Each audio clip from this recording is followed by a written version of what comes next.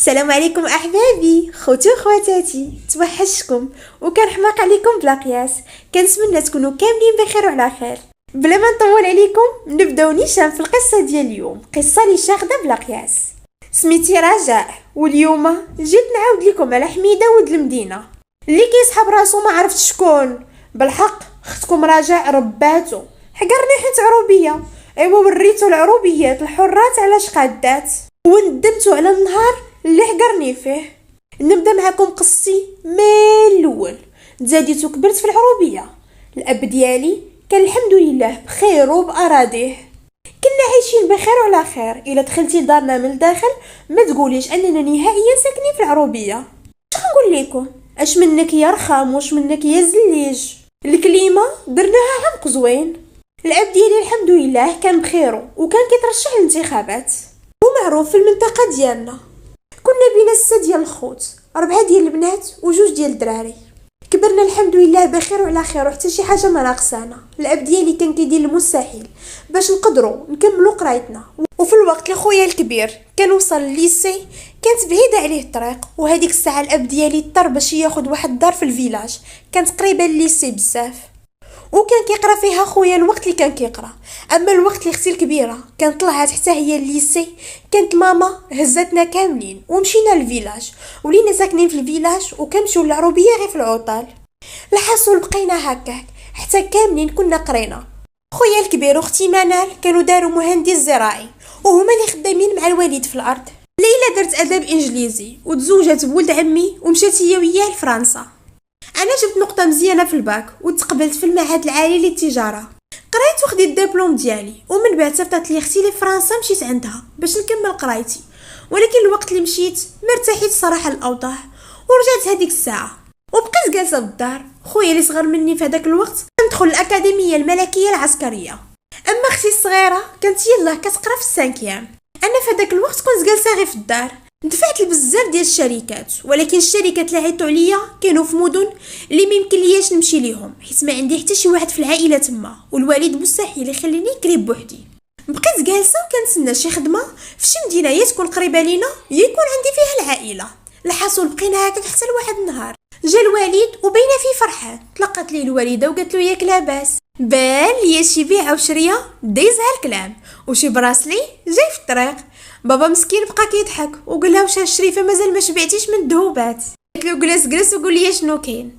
قال لها اش غادي نقول لك، واحد صاحبي الله يعمرها دار دوا معايا اليوم وقال لي ما كراهش يتناسب معايا. قالت له ماما وفي من وانت كتقول صاحبك؟ قال لها لا ماشي هو، باغي يتناسب معايا لولدو. تبارك الله الدري قاري برا البلاد وباباه كيوجد ليه في المشروع وهو اللي غادي يقابله، باغي يدير ليه الدار ديال الضيافه. قالت له ماما تبارك الله. قال لي هاو دابا راه باغي يزوجو وجا عندي وقال لي ما كرهش تناسب معاك. وانا قلت لي نتشاور مع مالين الدار وباش ما كان نرد عليك الخبر.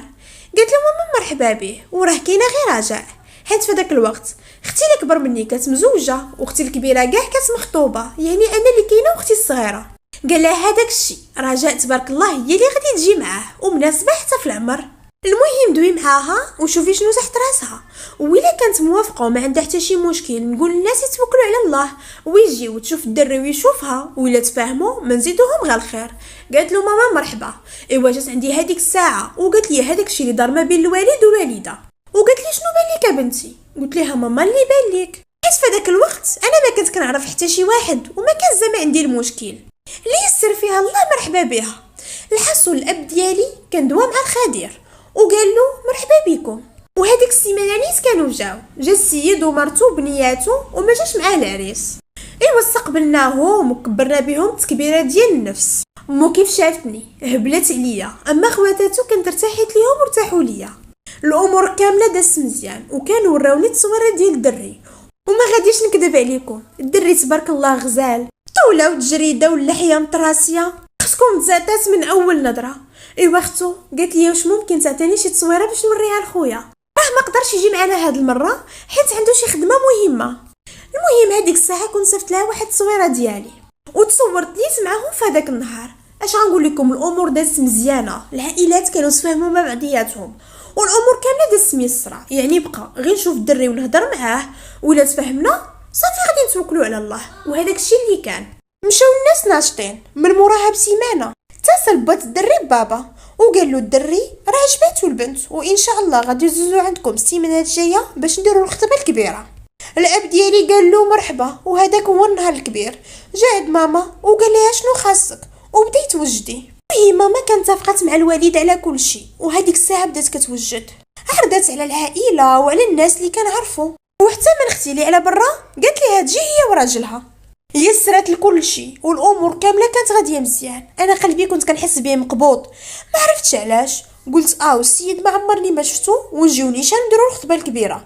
وهاد الهضره قلتها لماما وقالت لي شوفي يا بنتي، ربي جاب لك رزقك حتى لعندك، ويمكن هاد الولد مع الخدمه وداك الشيء ما مساليش، وراه والديه شافوك والولد حتى هو شافك وعجبتيه. قلت له واخا ماما، على الاقل عيط لي غير في التليفون نهضر انا وياه نتعرف عليه. قالت لي تلقاه يحشم، وتلقى قال مادام هضروا الكبار يخلي هذاك الشيء غادي هكاك. شفت حتى عييت وما كنتش باغا نحكر، حيت فعلا السيد كان زوين وقاري ما ناقصو حتى شي حاجه. الحاصل دازت ليام وكان وصل النهار ديال الخطبه. مشيت للحمام ومن الحمام دزت للصالون وطلعت غزاله في هذاك النهار. ما غاديش نشكر لكم راسي، ولكن الحمد لله كان عاطيني سيدي ربي حقي في الزين. دزت للدار ولقيت النقافه موجده ليا واحد التقشيطه في البلوسيال، لبستها ولبستني لي زاكسيسوار. في هذاك الوقت كنا كنسمعوا الصداع، عرفنا ان عائله العريس وصلوا. ايوا جايبين دفوع ما نعاودش لكم، هذاك الشيء ديال الفريح كبروا بيات كبيره ديال النفس. انا طلعت للسطح كنجري، طليت من الفوق بانوا ليا داخلين، وبان ليا العريس من الطياره كان لابس واحد الكوستيم في الباش. شفتو غير من الفوق ما بانش ليا وجهه مزيان، لكن تبارك الله كان كيبان زين وعاطي الهيبه. اختي اللي استقبلاتهم من تحت طلعت عندي كتجري وقالت لي تبارك الله ما شاء الله راجلك داير فحال الممثلين التركيين. اش غنقول لك، الزين والطوله والعيون الكبار. انا تما شدتني القفقافه. النقافه قالت لي تبتي يا بنيتي، خليني نقاد لك التاج. ايوا قادت ليا وصيبات، ومن بعد دخلوني بالصلاه والسلام. دخلت وجلست حدا مولاي السلطان اللي كان حاضر راسو، ما شاف فيا ما هضر معايا، حتى انا ما هضرتش معاه. الناس كاملين كانوا جالسين وفرحانين وكيصليو على النبي. ايوا حطوا الناس العشاء، ومن بعد ركبنا الخواتم. ركب ليا الخاتم وبسني في جبهتي. ما غاديش نكذب، ما عرفتش واش شاف فيا ولا ما شافش، حيت في هذاك الوقت كنت حاضره عينيا وكنت حشمانه بزاف. دز هذاك النهار عادي جدا، وموراها مشاو الناس. جلسنا ما بيناتنا وكلشي كان كيشكر في العريس وفي باباه، وقالوا السيد حشومي وظريف والله يعمرها دار. وخوتي اللي كانوا وقفوا معاه شويه قالوا لي تبارك الله ما شاء الله الولد مثقف وقاري، غادي تفهمي انت وياه. المهم من موراها بشي يامات بات الولد تلاقى مع بابا واتفقوا على الموعد ديال العرس وعلى التفاصيل كامله، وكانوا يحدوا العرس من مورا هذاك النهار العقد ب20 يوم. يعني ما بقى ليه والو. دوك اليامات كنا كنجريو بالليل وبالنهار، يلا يلا ما وجدنا حوايجي والدهاز اللي غندي معايا، وماما كانت كتجري مع هذاك الشيء ديال التوجات ديال العرس. شفنا مع النقافه مع الاوركسترا، قدينا الامور كامله. وماما كانت واحد جوج كتجي عندنا للدار باش تقدم معنا الامور. الحمد لله الامور كامله تيسرات، عرضنا على الناس وكلشي كان فرحان. وفي هذاك الوقت الدري ما كانش دوا معايا، انا ما نكذبش عليكم استغربت، وكل شويه كندوي مع خواتاتي هذيك اللي تزوجات والاخرى اللي مخطوبه، وكنقول لهم واش نتوما فاش تزوجتوا رجالتكم هكا ما دواوش معاكم؟ قالوا لي لا، حنا شكل وانت شكل. انا بنت خالتي كانت مزوجه بولد عمي وكانت كتعرفو، واختي الاخرى خطيبها كنقرا معاها.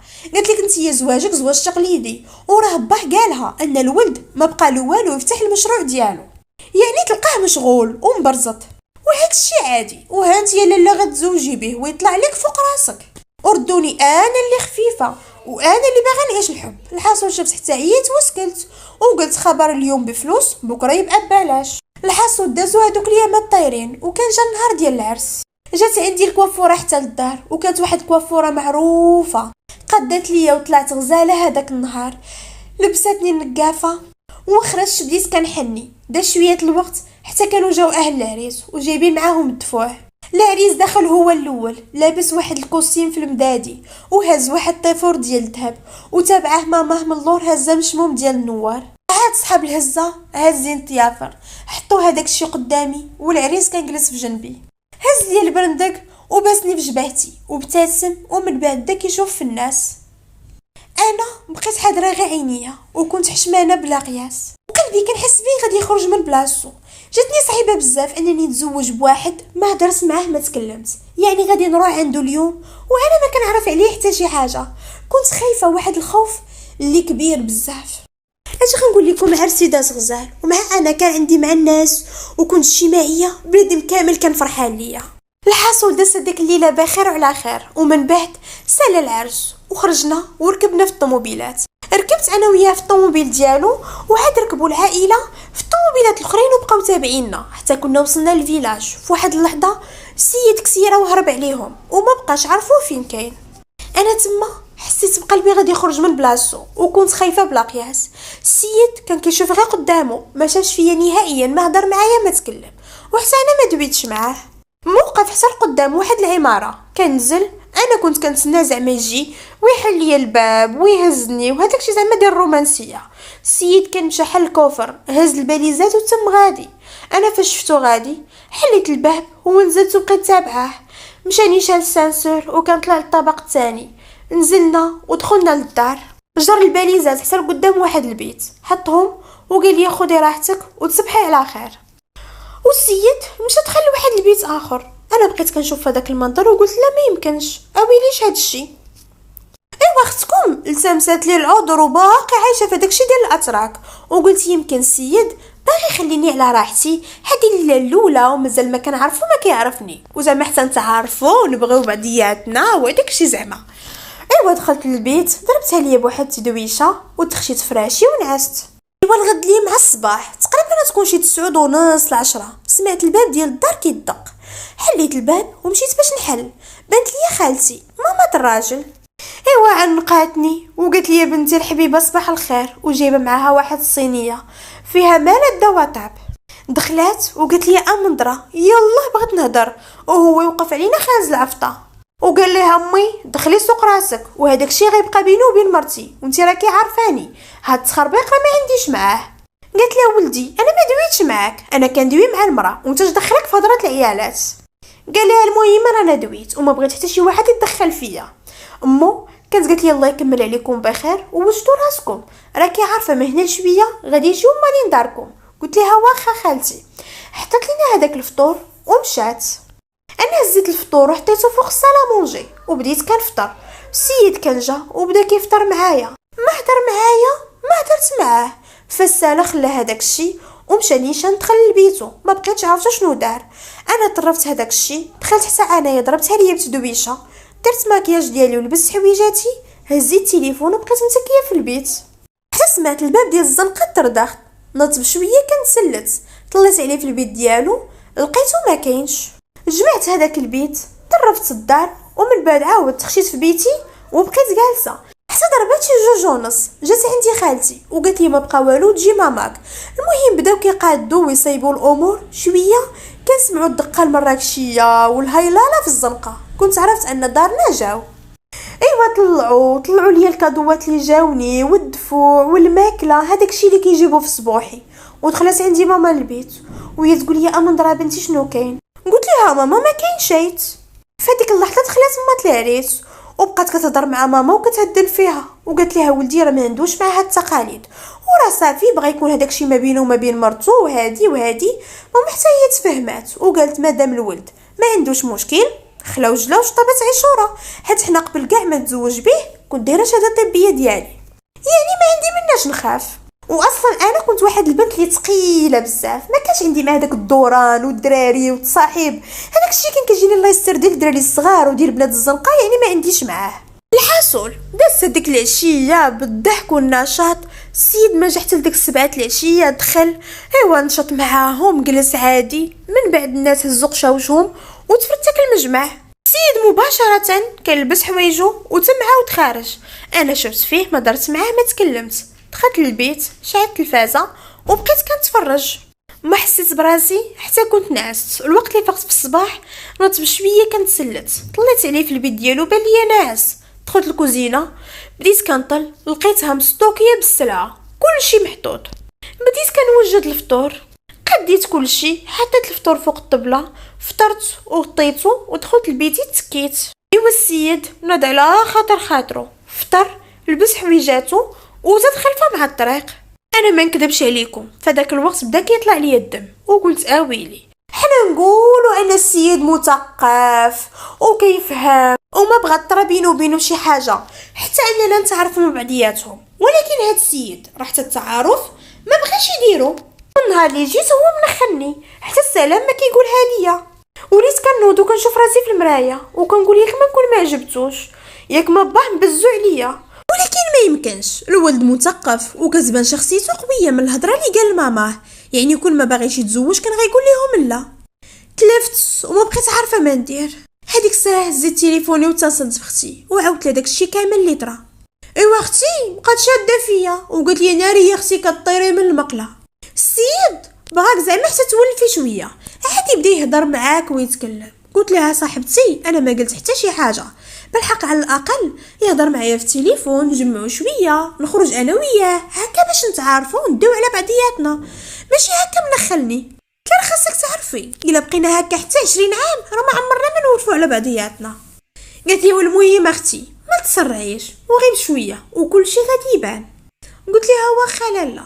قطعت عليها، هزيت تليفوني وبقيت متكيه حتى كنسمع الباب ديال الدار تحل. ما خرجتش من بيتي حتى كان جاو دق عليا وقال لي الغدا راه في الكوزينه. خرجت لقيت السيد جايب واحد البيتزا ولا بات، قديت هداك الشيء في الطباسل ومشيت دقيت عليه وقلت له خرج باش تغدى. قال لي انا كليت وهداك الشيء ديالك. قلت ليه بصحتك. مشيت حطيت هداك الشيء كليت جمعت الدنيا ومن بعد دخلت لبيتي وبقيت عاود كنتفرج وكنتسناه يجي يهضر معايا. السيد بقى جالس في بيته وكنت كنسمعو كيهضر في التليفون. حاولت نتصنت وكنت باغا نخرج من بيتي ونمشي نتصنت حدا بيته ولكن ما قدرتش، خفت لا يمشي يحصرني ولي واخد عليه فكره خاطئه ودرت فيها عزيزه النفس وبكرامتي والله ما نهضر معاه الا ما هضر معايا هو. ايوا بقيت جالسه حتى ضربات شي 8 ديال العشيه.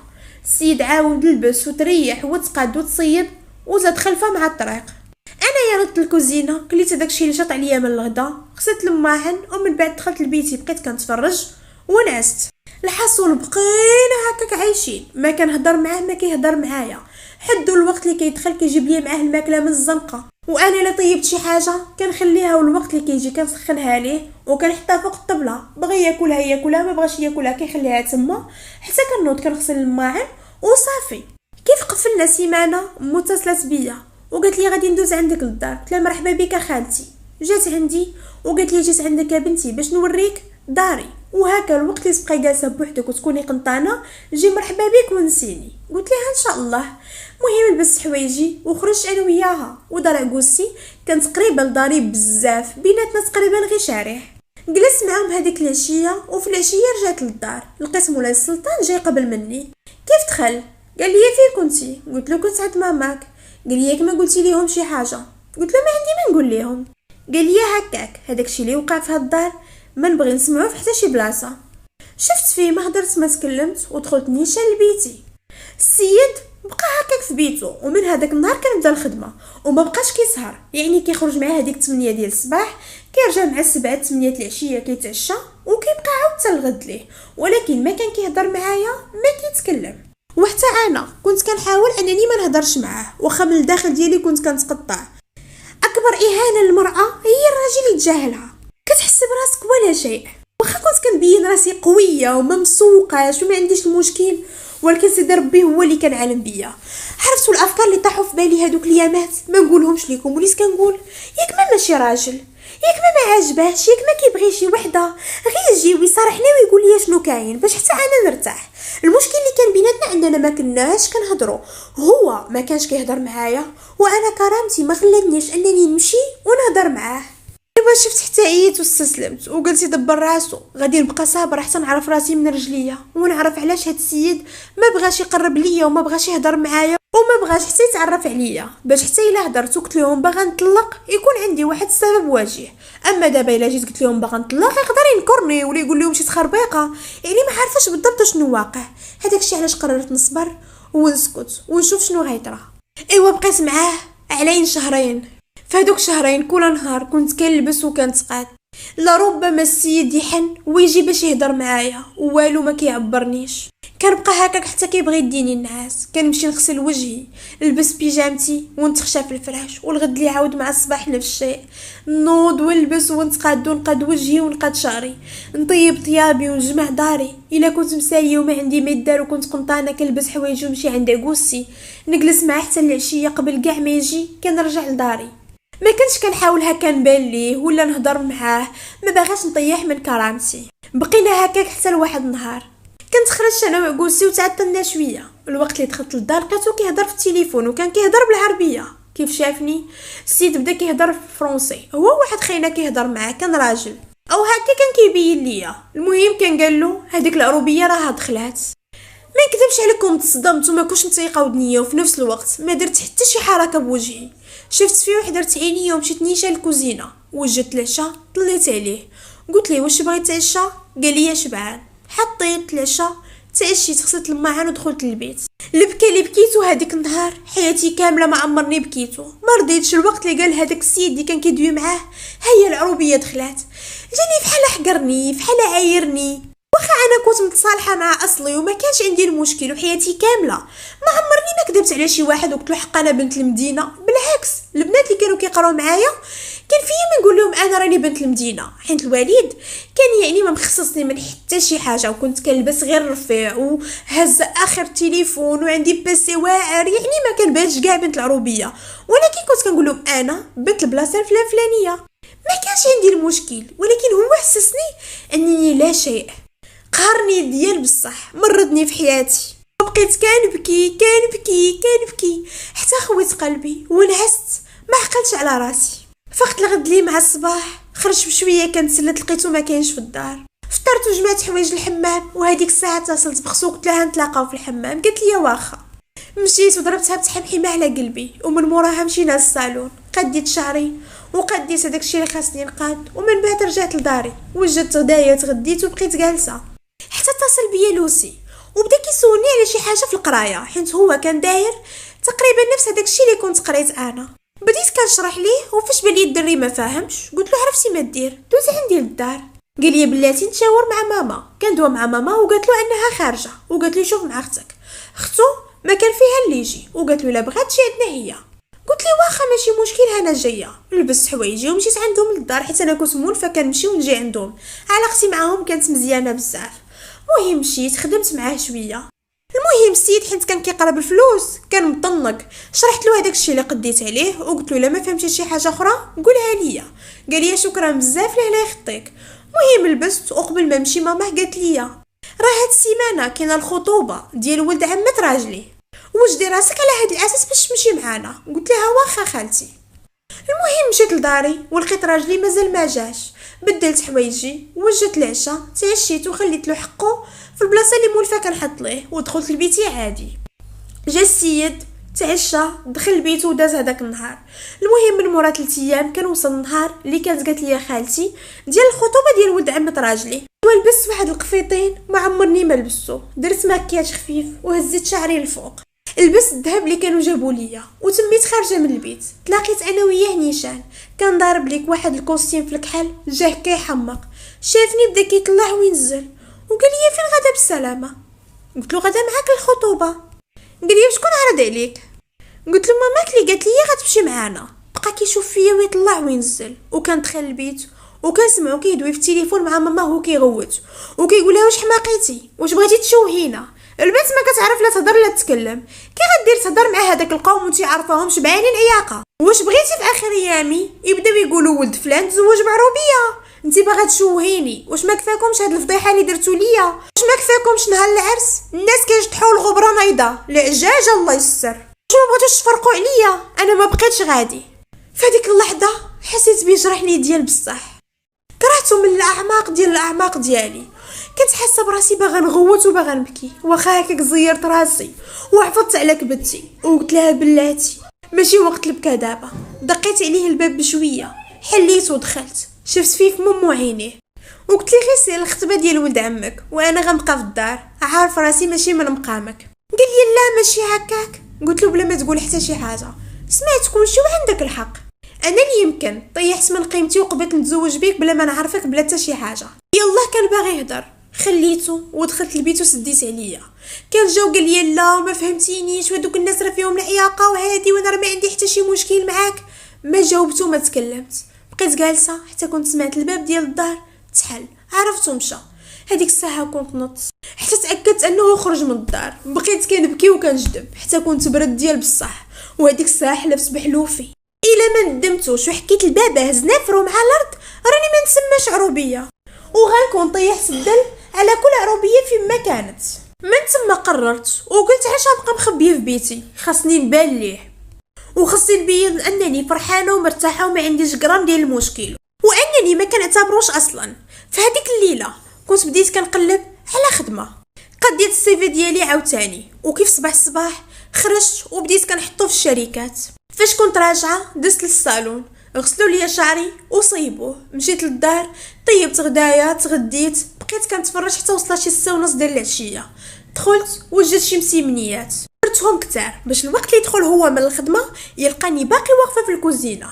الوقت اللي حسيت بيه قرب يدخل دخلت لبيتي، لبست واحد الكولون وواحد الكسيوه من الفوق شويه قصيره، درت ماكياج خفيف، جمعت شعري كوت شوفال وغرقت راسي بالريحه، درت واحد طويب ليا ودخلت الكوزينه. كملت هذوك المسيمنيات وكيف ما توقعت هذاك الشيء اللي طرا. السيد دخل جا طلع ليا خدا واحد المسيمنه وقال لي امتى غتعمري اتاي؟ قلت له دابا يكون واجد. عمرت بريد اتاي حطيته فوق الطبله وحطيت له الطبسيل ديال المسمن ودخلت كنتعوج الكوزينه.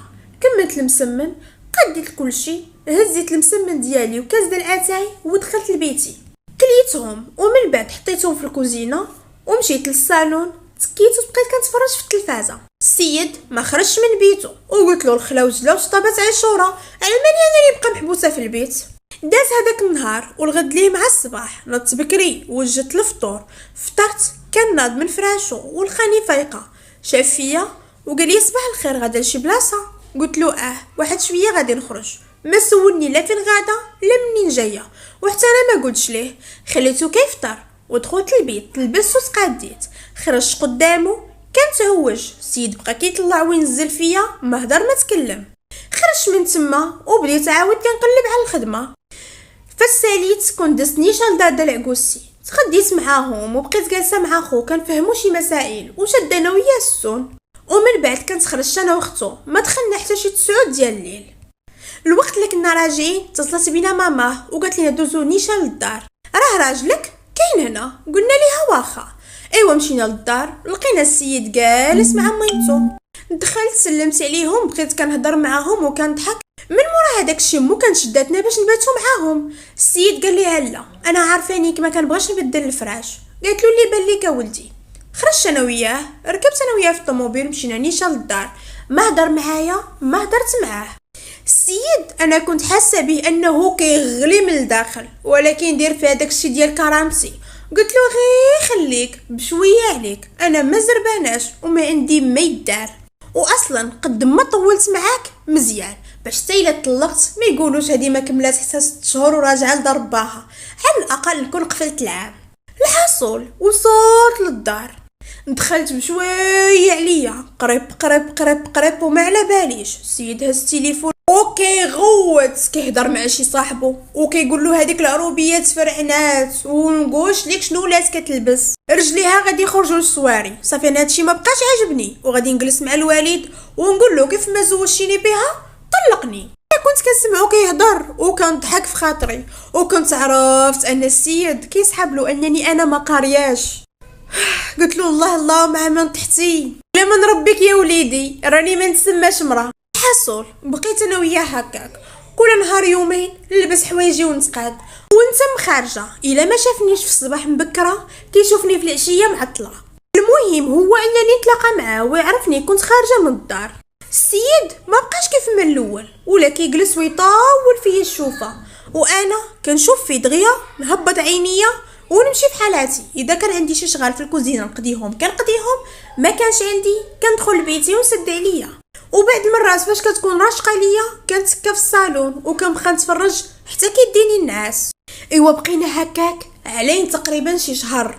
السيد كنت حاسه به غيطرطق وفي نفس الوقت ما قاد يهضر ما قد يتكلم، حيت عارف الا جا حتى تكلم معايا غادي ندمو، لان السيد من نهار اللي تزوجت معاه ما حاشاها ليا مدوى معايا، واول كلمه غيقول ليا غنقول ليه حقا والواد شايل لها الزواج، انا كنعتبرك خويا. المهم بقينا هكا حتى لواحد النهار كان اتصل بيا خو في التليفون وقال لي عافاك لما دوزي عندي وخدمي معايا شي حاجه. قلت له واخا ماشي مشكل. لبست واحد الجلابه وكنت دزت عندهم للدار، تغديت انا وياهم وبقيت خدامه مع خوه من شي 2 حتى شي 9 ديال الليل، حيت كانوا عنده الامتحانات. ايوا الولد كان زرق وما كيفهمش. بقيت هكاك حتى دخل مولاي السلطان، جاني شال الصالون كيف شافني جالسه مع خوه كنشرح ليه، تصدم ما فهم حتى شي حاجه، جلس فرق رجليه وبقى كيشوف فينا وحال فمو. انا ما اعتبرتوش ودرتو فحال ما كاينش، حتى السلام ما قلتهاش ليه، وبقيت خدامه مع خوه وكنشرح ليه غير بالفرنسي، ومره كنلوح له كلمات بالانجلي وكنقول له واش فهمتي، كيقول لي فاش كنجي نسولو كنلقى السيد مطنق، ولكن بالسيف هما دريكه مطنقين وكيسحب راسو ما عرفت شكون. واخا بيني وبينكم ما خصنيش نعايرهم، هما الله يعمرها دار من غير هذاك خانز العفطه اللي في الاول كنحس براسو. بالحق خيتكم رداتو للطريق. ايوا السيد ما فهم حتى شي زفته، جلس شويه ومن بعد شاف فيا وقال لي مني كتعرفي هادشي. انا قبل ما نهضر نقزات واحد اختو وقالت له راه هادشي اللي قرات وراها انجينيوره وتخرجت من المدرسه فلانيه. السيد تصدم وقال لي كيفاش وعلاش ما قلتيهاش ليا؟ بلا ما نهز راسي فيه قلت له انت اللي ما سولتينيش. ايوا انا بقيت كنشرح وما عطيتوش اهميه، والسيد كيبان ليا غادي يموت بالفقصه وكيدور جميع الافلام اللي دازو بيناتنا في راسو، حيت السيد فاش كيكون في الدار كيبقى يهضر مع شي واحد هكا بالعربيه، الوقت اللي كنخرج من البيت ولا الوقت اللي ما كنكونش في الدار وكندخل كيقلبها بالفرنسي، زعما هذيك اللعبه ديال انه ما باغينيش انا نفهم اشنو كيقول، واخا بعض المرات كان كيدوي غير على الخدمه. وخدمتو نيت والله ما فاهم فيها شي زفته، كنت كنسمع شي اخطاء وكنبقى غير نضحك وكنقول خليه خلاو جلاوش طبات عشوره، انا بغيت هذاك الشيء يريب ليه على راسو. المهم ساليت مع خوه ومن بعد حطت لينا ماما العشاء، تعشينا بلا ما نهضر معاه بلا ما يهضر معايا. ايوا خرجنا كيف العاده وركبت انا وياه في الطوموبيل. السيد ما دوا معايا ما تكلم. كيف وصلنا للدار وبغيت ندخل البيت شدني من دراعي وقال لي كيفاش قضيتك؟ درت عنده قلت له شنو القضيه؟ قال لي الشك ما قلتيش لي انك قاريه. قلت له ما سولتينيش وانا كان كسحب لي انها في راسك، وزيدو شنو المشكل نكون قاريه ولا ما قارياش؟ اشنو غيتبدل؟ قال لي بزاف ديال الحاجات. قال لي انت رداني ضحكه وكتجسي عليا. ضحكت فيه واحد الضحكه ديال الطنز شعلات فيه العافيه وقلت له شكون انت اللي انا نتجسس عليك؟ شكون داها فيك يا العصيده نهار العيد؟ وتميت داخله لبيتي شدني من دراعي بالجهد درتو خنزرت فيه وقلت له غادي تحيد يديك من دراعي ولا كيسحب لك انا واحد الحويط قصير راك غلط وتحط عليا يديك ندمك. تنصرت منه ودخلت البيت وردخت الباب. السيد كان سمعه برا كيجدب وانا كنضحك وقلت له هادي غير الاشهار والفيلم مازال كاع ما بدا. دوزت هذيك الليله فرحانه حيت واخيرا رديت لي شويه من هذاك الشيء اللي دوز عليا. الغد ليه نط مع الصباح بكري ناشطه مع قبي وفرحانه ديال بصح. لبست واحد الصايه حد الركبه وتحت منها واحد الليبه في الكحل وصبابيط ديال الطالون، ومن الفوق ضربت واحد القويميجه وواحد الفاست. جمعت شعري ودرت ماكياج خفيف، هزيت ساكي وتميت خارجه. تلاقيت معاه يلا خارج باقي مبوق كيقلب مسكين على الفطور. قال لي فين غاده؟ درت عنده قلت له شنو الجديد؟ علاش كتسولني؟ قال لي سولتك جاوبيني وبركه من قوه الهضره والكلام. غادي ندوز اونتروتيان. قال لي مع من تشاورتي؟ قلت له تشاورت مع راسي. علاش كاين في هالدار شي واحد نتشاور معاه؟ قال لي انا. قلت له يمكن انت غلط في راسك ولا ما كتعرفش راسك، من نهار اللي دخلت لهالدار ما عمرك ما هضرتي معايا، وكون ما قالوش ليا والديك شنو سميتك ما كنتش كاع نعرفها. قال لي شوفي هذيك المعاطيه ديال العيالات خليها عندك وانا ما عندي ما ندير بها، ودابا جلسي قول لي فين غاده؟ شفت فيه وقلت له لا كنتي كتفهم راني قلت لك غادا نمشي ندوز اونتروتيان. وتميت غاده ايوا جا وشدني من دراعي بالجهد حتى كان وعدني. تنصرت منه وقلت له حدك تما وهذه اخر مره تشدني بهاد الطريقه ولا غتشوف واحد الوجه اللي ما عمرك ما شفتيه. قال لي انت الا ما دخلتيش جلستي بحالك غادي تشوفي واحد الوجه اللي ما عمرك ما شفتيه. قلت قلت له الا كنتي راجل ومصغرت عليك امك حط عليا يديك، وهذيك الساعه غادي تشوف بنت العروبيه اشنو كتسوى، وغتشوف هذاك العروبي اللي رباها اشنو غادي يدير فيك. ياك ما كيسحاب ليك انني ما عنديش والديه وما عنديش اللي حامي عليا، العروبيه راك ما كتعرفهمش، واحد جوج والله تينحيوك. ودابا خليني عليك. قال لي هاي تحل لك الفم وطلعتي ما سهلاش. قلت له مازال ما شفتي والو. ايوا يلاه تميت غادا. قال لي والله وتعتبي باب الدار حتى نقولها لباك. قلت له قولها لي هو من بعد اشنو المشكل. قال لي على في العروبيه عندكم العيالات كيخرجوا بلا شبار رجالاتهم عادي. درت عنده وقلت له حتى يكون الراجل راجل، وهذيك الساعه نسمع كلامه. يلا حضرت راسي وبغيت نمشي كان جرني وبدا بدخلني. بديت كنغوت على حر جهدي وهو حاكمني مزيان. كنجريت لاناب وهزيت واحد الكاس ضربته للراس وبدا كيخرج لي الدم. واجيو تشوفوا ليا ولد المدينه كي شاف الدم ولا يترعد وقال لي بنت الحرام باغا تقتليني.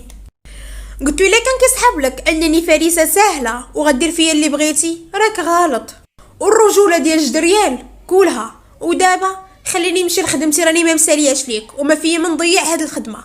خليتو هكاك وزدت خلفه مع الطريق. والله الا قال لك مسكين باغي يبين لي الرجوله، على الرجوله هي هذيك. ايوا مشيت دوزت لونتروتيان مع قبي ناشطه ما على باليش، ومن زهري وميموني هذيك النهار تقبلت وقالوا لي غادي تدي معانا من الغد ليه، حيت كانوا واقفين على اللي شد ليهم هذاك البوست. رجعت للدار ناشطه لقيت السيد مدور عليه واحد الباندا. كيف شافني بدا كيغوت وهو يقول لي كنتي باغا تقتليني. قلت له من بعد سير دعيني والله حتى نشهد معاك وما عنديش غرام ديال المشكل، واصلا الا عرفوا علاش غادي نبقى فيهم وبحال والو يدخلوا باباك فين تربى. قال لي لسانك طويل وخاص اللي يقطعوا ليك.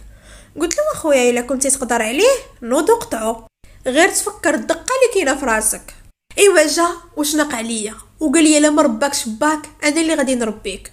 قلت له النهار اللي تكون راجل وقد فمك قد دراعك دير فيا اللي بغيتي، وهذاك الشيء اللي درتي في الصباح الا مشى حتى تعاود غادي تشوف مني واحد الوجه ما عمرك ما شفتيه.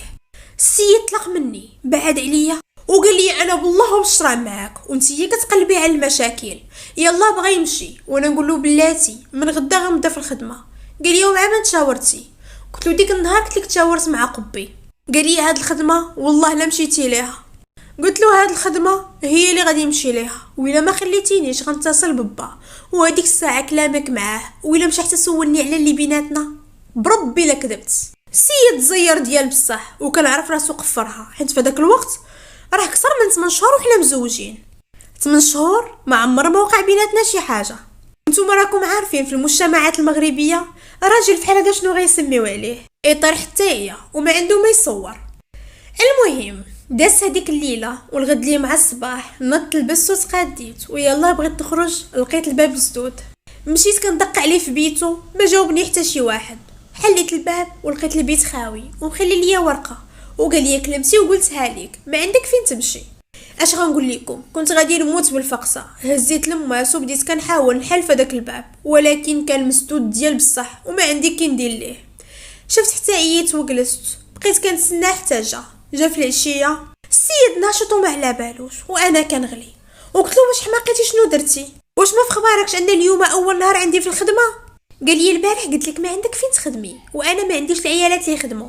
قلت له علاش؟ قال لي هكاك. بقيت كنضحك وقلت له ما تقولش لي نتايا لهاد الدرجه باقي مكلخ وعندكم العيالات ما كيخدموش.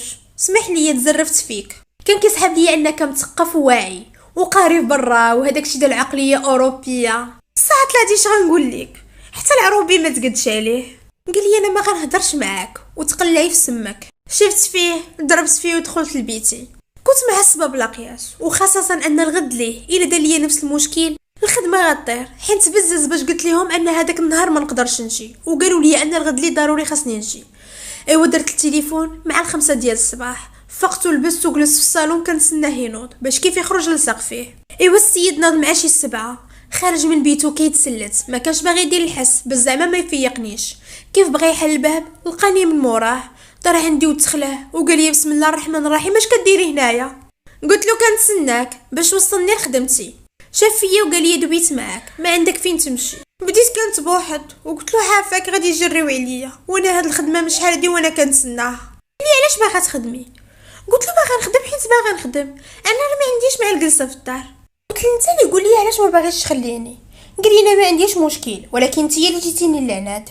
قلت له وصافي عافاك خليني نمشي لخدمتي، راه الا مشيت عندهم اليوم غيجريو عليا. شاف فيا وقال لي فين خدمتي. قلت له في بلاصه فلانيه. قال لي واخا انا غادي نوصلك معايا. عم نختو درت فيها فرحانه وهداك شي زعما جا صدفه، ومن بعد بعثت عليه وقلت له سمح لي. هاد اللقطه بالضبط كنت فرجت فيها في واحد الفيلم تركي وطبقتها ليه، والسيد حيت مطنق ما جاب. المهم خرجنا ومشينا نيشان البلاصه فين كنت خدامه، حطني ومن بعد قال لي لا ساليتي اتصلي بيا باش نردك. قلت له انا غادي نسالي بكري وانت كتعطل شويه راه غنشد غير شي تاكسي. قال لي دويت معاك الوقت اللي تقربي تسالي اتصلي بيا، انا غادي ندوز من موراك ولا غنصيفط شي واحد اللي يجيبك. قلت له واخا. نزلت وطلعت اعتذرت لهم على البارح وبديت معاهم الخدمه هذاك النهار. وفعلا الوقت اللي قربت نسالي كنت اتصلت به وقلت له انا قربت نسالي شنو غادي تجي ولا نشوف شي تاكسي.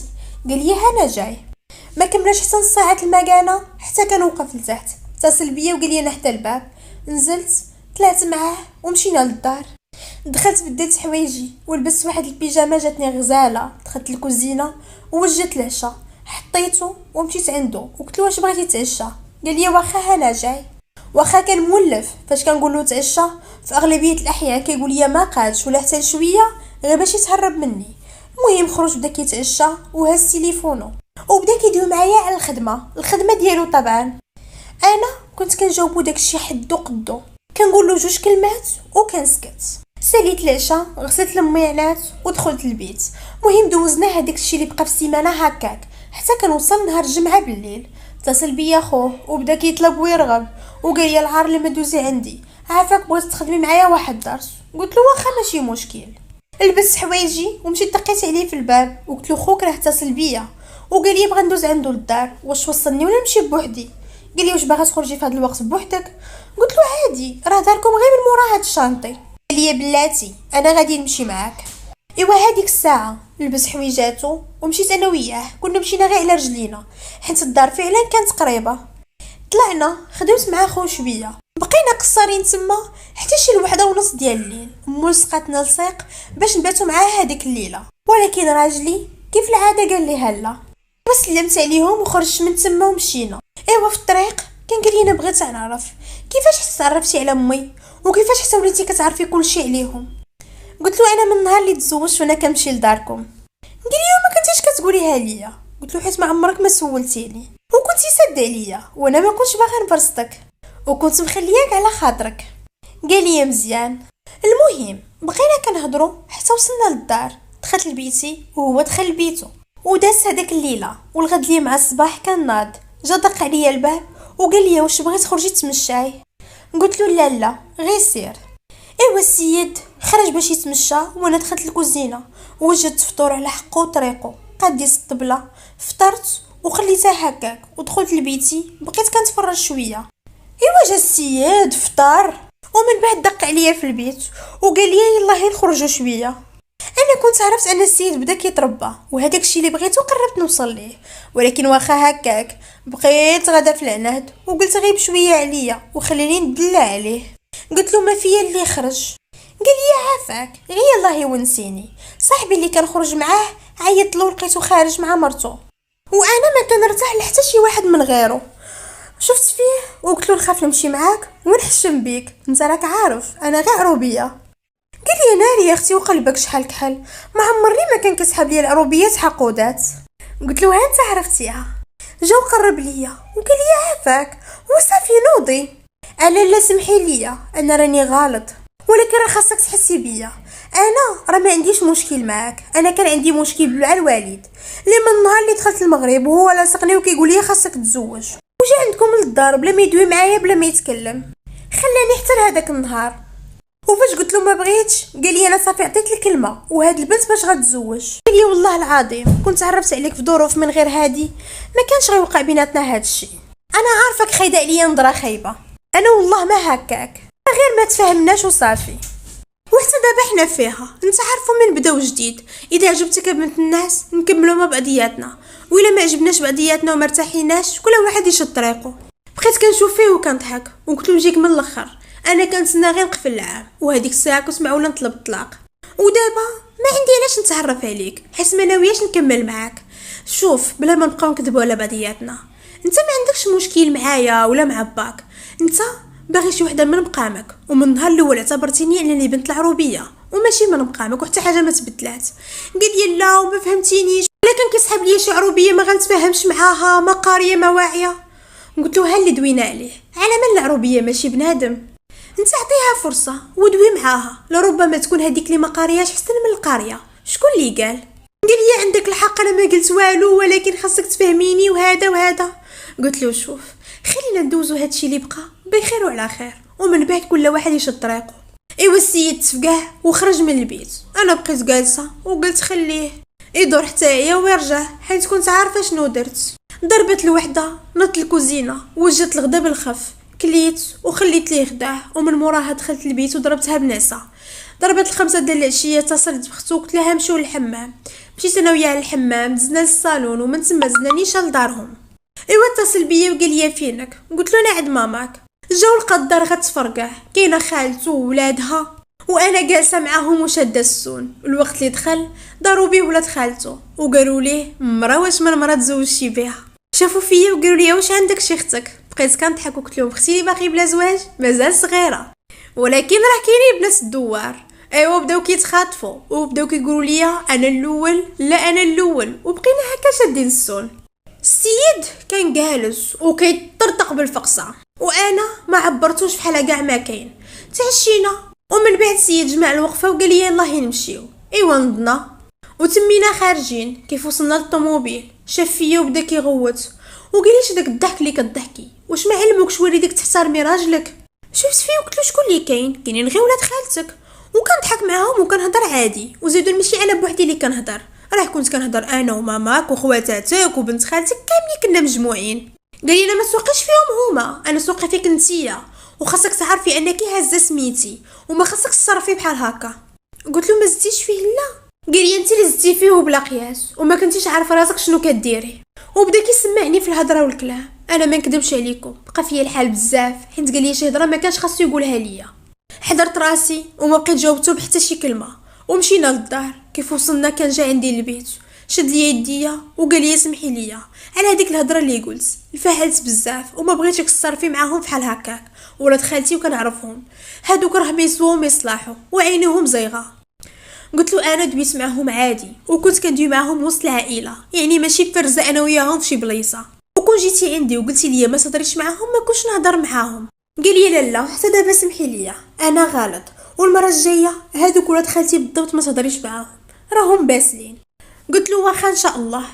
السيد كان مازال باغي يشد الحته وبدا كيقول لي شنو قالوا ليك وشنو درتو وهذا. انا قلت له فيا الناس غدا ونهضروا ان شاء الله. مرق وناض من تما ومشى لبيتو، وانا كنت سديت الباب وضربتها بنعسه. نط الغد لي مع الصباح لقيتو فايق قبل مني، جيب الخبز والمسيبان من الزنقه ومعمر القهوه. نط عمرت اتاي حيت بلا بيه راسي كيضرني. بديت كنفطر وكان هو مازال جالس في الطبله. مهم فطرنا وبدينا كنهضروا، وقال لي واش بغيت تخرجي معايا في العشيه غنمشي ناخذ شي حوايج الا خاصتك شي حاجه. قلت له واخا ماشي مشكل نمشي معاك. وفعلا هذيك العشيه خرجت انا وياه للمول، خدا شي حويجات كانوا ناقصينو، وحتى انا مشيت وشريت شي حويجات للخدمه. وخرج لي راسي في ظهري واللي اختاريتها كيقول لي هذه مقزبه، هذه مزيره، هذه ما جاتش معاك. وانا ما كنتش باغا نجبد مع السطاح. سالينا ومشينا نيشان للدار، ولا واحد دخل لبيت ونعس حيت كنا تعشينا في الزنقه. المهم الغد لي مع الصباح كان وصلني للخدمه وقال لي فاش كوني خارجه اتصلي بيا. وفعلا فاش خرجت لقيتو واقف كيتسناني. بقينا هكاك، كان يوميا كيحاول يتقرب ليا ويوميا كيحاول يهضر معايا، واختكم منفخه عليه. الهضره عندي بالقياس، ما كنتش كنبقى نجمع معاه ولا نبقى نضحك انا وياه. كنت كنقولوا جوج كلمات كيف كيسالي كنوض وكندخل البيت ونسد عليا. بقينا هكاك حتى السيد طبع المهل. وفي واحد النهار كان جا عندي الخدمه، هزني ومن تما مشينا لواحد البلاصه كانت حدا البحر، كانت زوينه بزاف. شفت فيه وقلت له شنو جاي دير هنا؟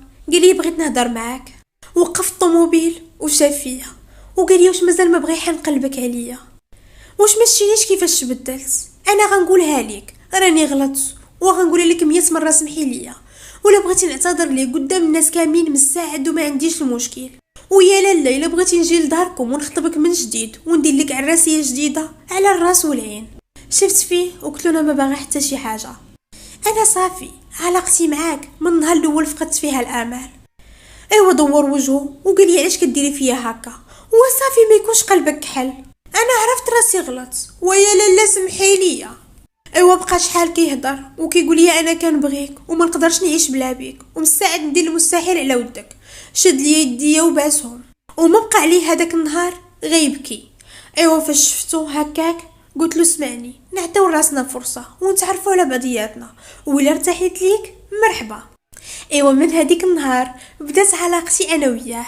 السيد ولا كينوض مع الصباح كنفطر انا وياه ويوصلني للخدمه، والوقت اللي نخرجوا في العشيه كيهزني. بعض المرات كنمشي انا وياه نتقهواو وبعض المرات كنمشيو للدار حيت كنقول له عيانه. كيف كندخلوا نتعشاو كل واحد كيدخل بيتو كيتصل بيا وكنبقى شاده انا وياه التليفون حتى الوحده جوج الليل كنهضروا في جميع المواضيع. تما كنت تعرفت عليه وتعرف عليا وما نكذبش عليكم انا كنت مزعوطه فيه من النهار الاول. السيد كان زين ودخل لي الراسي ديال بصح.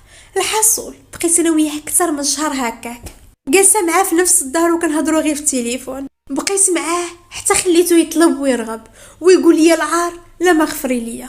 هذيك الساعه حن قلبي وقلت له واخا. هزني ومشينا سافرنا ودوزنا شهر العسل ومن ثم بدات علاقتي معاه. انا وياه عايشين دابا اكثر من 4 سنين ولدت معاه بنيه والحمد لله عايشه بخير وعلى خير. طلبني حتى هي باش نخدم معاه ولكن انا رافضه وقلت له انا غنبقى في خدمتي. هو ما كيقدرش يتني معايا الهضره واللي قلتها كيديرها. الحاصل انا اليوم جيت نعاود لكم قصتي باش نقول لكم عمركم ما تحنيو الراس وعزي راسك يعزوك الناس. وإلا كنتي كتصني القيمه من عند الناس بقيتي خلا الناس كيشوفوك كيفاش كتشوفي راسك. هذاك الشيء علاش سوا كنتي قاريه سوا ما كنتيش بنت العروبيه ولا بنت المدينه بغي راسك كيف ما انتي وكوني مأكده ان الناس غادي يبغيوك. وهنا سالت قصتنا. كنتمنى تخليو الاراء والتعاليق ديالكم صاحبه القصه وما تنساونيش طبعا من التعاليق الزوينه ديالكم. ما بقى لي الا نقول لكم احبابي ما سخيتش بكم. خليت لكم الراحه. السلام عليكم.